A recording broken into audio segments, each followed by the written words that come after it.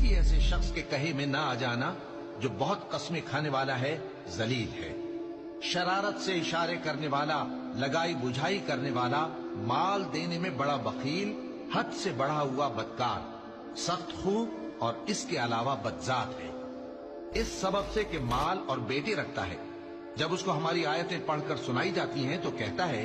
कि ये अगले लोगों के अफसाने हैं, हम अनकरीब इसकी ऊंची नाक पर दाग लगाएंगे। हमने इन लोगों की उसी तरह आजमाइश की है जिस तरह बाग वालों की आजमाइश की थी, जब उन्होंने कस्में खा खा कर कहा कि सुबह होते होते हम उसका मेवा तोड़ लेंगे और इंशाअल्लाह ना कहा। सो वो अभी सो ही रहे थे कि तुम्हारे परवरदिगार की तरफ से रातों रात उस पर एक आफत फिर गई, तो वो ऐसा हो गया जैसे कटी हुई खेती। फिर जब सुबह हुई तो वो लोग एक दूसरे को पुकारने लगे